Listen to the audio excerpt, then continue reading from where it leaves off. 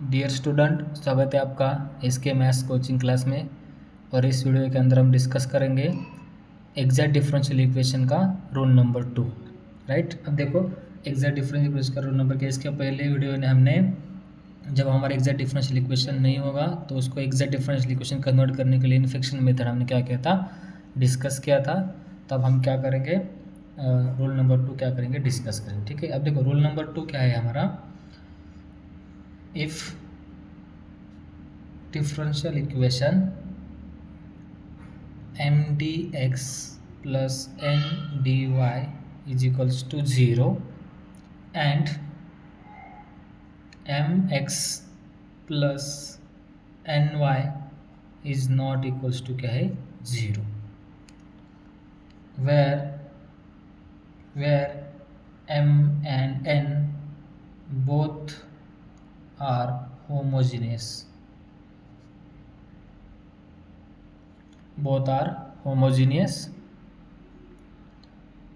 then integrating factor is equals to, देखो integrating factor क्या होने वाला है 1/m into x plus n into y. Right, देखो ये क्या है हमारा रूल नंबर 2 है। रूल नंबर 2 क्या कर रहा है, जब हमारा डिफरेंशियल इक्वेशन होगा कौन सा, m d x plus n d y is equals to 0 and m x plus n y is not equals to 0 होगा। और हमें साथ में और एक कंडीशन है कि एम एंड एन क्या होना चाहिए, होमोजीनियस फंक्शन होना चाहिए। तो इसका हम क्या बोलेंगे, देन इस टाइप के लिए हम इंटीग्रेटिंग फंक्शन क्या यूज़ करेंगे 1/mx plus n into d y. Right, अब देखो इसके ऊपर हम क्या करेंगे, एक एग्जाम्पल क्या करेंगे, सॉल्व करेंगे। चलो एक क्वेश्चंस डिस्कस करेंगे, एक क्वेश्चन हमारा क्या है। ठीक है, अब देखो क्वेश्चन हमें गिवन है, हमें बोला है कि solve x square into y minus 2x into y square into क्या है d x minus x cube minus 3x square into y into d y is equals to क्या है 0। अब देखो हमें ये डिफरेंशियल इक्वेशंस गिवन है, इसको हमें क्या करना है, सॉल्व करना है। ठीक है, अब देखो इसको सॉल्व करना है तो सबसे पहले हम चेक करेंगे कि ये differential equation exact differential equation है या नहीं है। जब एग्जैक्ट डिफरेंशियल इक्वेशन नहीं होगा तो हम चेक करेंगे हमारा कौन सा रूल इस एग्जैक्ट के लिए, एग्जैक्ट में कन्वर्ट करने के लिए कौन सा रूल हम क्या कर सकते हैं, यूज कर सकते हो, ऑब्जर्व करेंगे। देन हम रूल अप्लाई करके हम क्या करेंगे, उसको एग्जैक्ट में कन्वर्ट करेंगे। देन हम क्या करेंगे, उसका सॉल्यूशन फाइंड करेंगे। ठीक है, अब देखो हम पहले सबसे पहले फर्स्ट स्टेप क्या लिखेंगे, गिवन डिफरेंशियल इक्वेशन। देखो हमें डिफरेंशियल इक्वेशन गिवन है x square into y minus 2x into y square into क्या है डी एक्स। इस माइनस से अंदर मल्टीप्लाई किया तो क्या हो जाएगा एक्स क्यूब माइनस माइनस का प्लस 3x स्क्वायर इंटू क्या है d y is equals to 0। अब देखो इस वाले इक्वेशन को हम इसके साथ कंपेयर करेंगे m into d x plus n into d y is equals to 0। ठीक है, तो यहाँ पे where m is equals to क्या है, where m is equals to क्या है, m किसके साथ आ रहा है, डेज के साथ रहता है। डेज के साथ कौन है, x square y minus 2 into x y square. ठीक है, and n is equals to क्या है, n इज इक्वल्स टू क्या है minus x cube plus 3x square into क्या है y है। ठीक है, हमने m और n दोनों को भी आइडेंटिफाई किया है।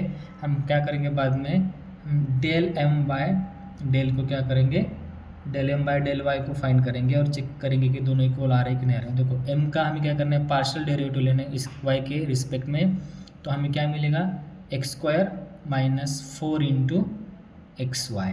सिमिलरली हम क्या करेंगे, डेल n को डिफ्रेंशिएट करेंगे विद रिस्पेक्ट टू x, तो हमें क्या मिलेगा minus 3x square plus 6x Y. ठीक है, आप देख सकते हो ये दोनों टर्म इक्वल नहीं है। यहाँ पे क्या आ रहा है, एक्स स्क्वायर माइनस 4xy आ रहा है और यहाँ पे minus 3x square plus 6xy आ रहा है। ठीक है, तो हम ऐसे से बोल सकते हैं therefore del m upon del y is not equals to del n upon del n upon क्या है del x, not equals to आ रहा है। जो ये हमने इक्वेशन नंबर माना था इसको हमने क्या बोला, इक्वेशन नंबर 1 बोला है। तो हम क्या करेंगे, therefore equation number 1 is not exact differential equation. अब देखो ये तो एग्जैक्ट डिफरेंशियल इक्वेशन नहीं है। अब देखो इसको एग्जैक्ट में कन्वर्ट करने के लिए हम क्या करेंगे, हमारा सेकंड नंबर रूल यूज़ करेंगे। सेकंड नंबर रूल क्या कर रहा है, जब हमारा differential equation m d x plus n d y की फॉर्म में होगा और साथ में एम एंड एन बहुत दोनों भी क्या होना चाहिए, होमोजेनियस होना चाहिए, तब हमारा इंटीग्रेटिंग फैक्टर क्या हो जाएगा, 1/mx plus n into Y हो जाएगा, राइट। अब देखो आप आइडेंटिफाई कर सकते हो, देखो यहाँ पे जो भी टर्म्स यहाँ पे इस डिफरेंशियल इक्वेशन के अंदर टोटल ये वाला टर्म है, ये टर्म है, ये टर्म है, ये टर्म है, मतलब टोटल 4 टर्म्स है।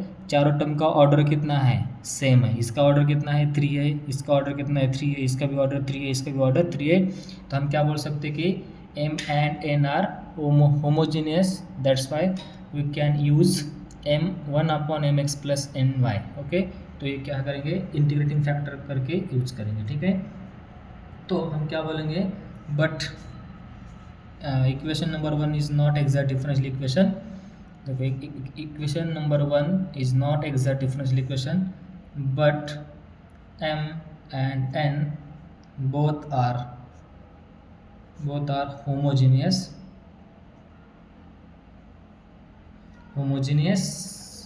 okay। So integrating factor is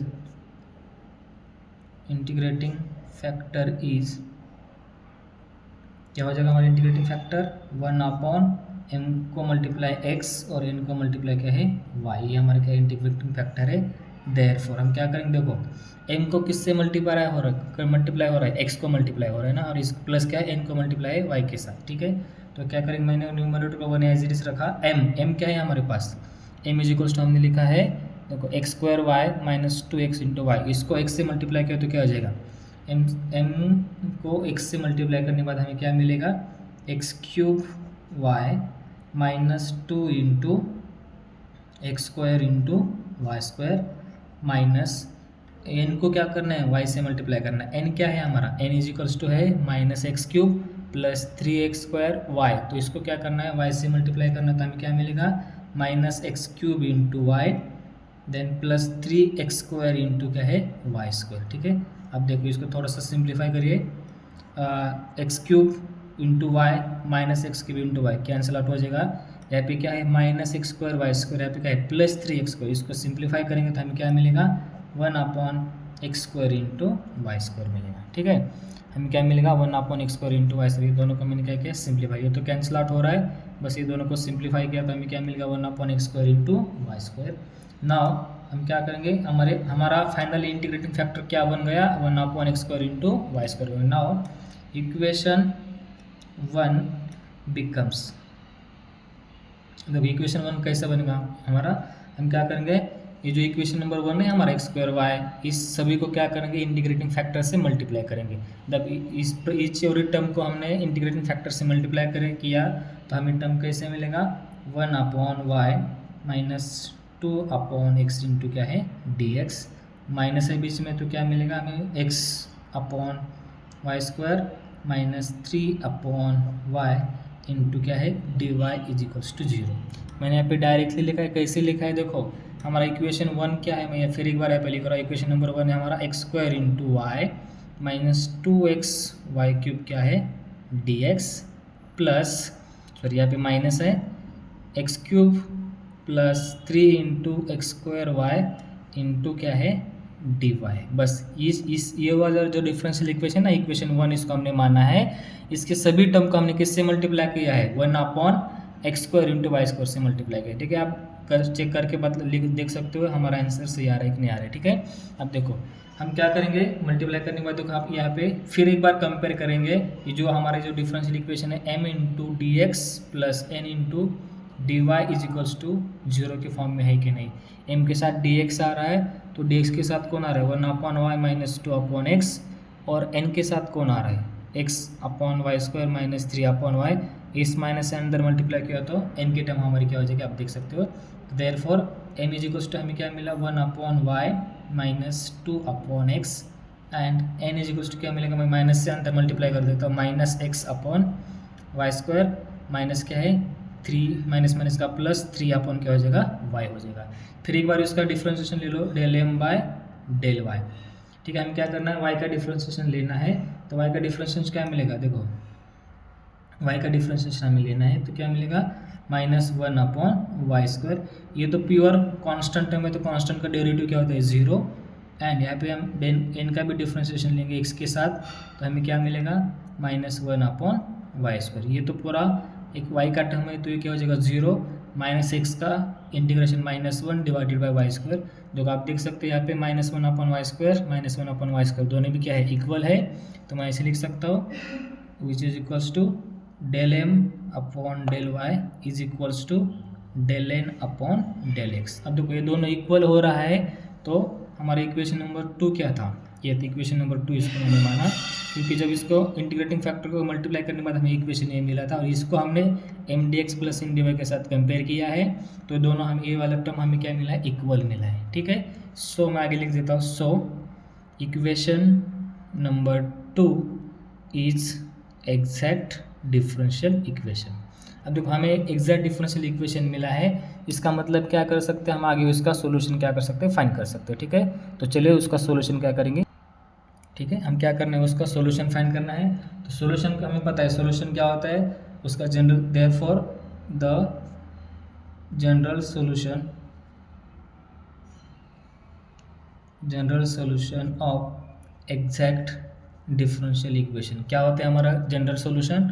general solution होता है हमारा integration of m dx plus integration of n into dy is equals to क्या होता है प्लस क्या हम क्या करेंगे प्लस कांस्टेंट हमको क्या करेंगे ऐड करेंगे।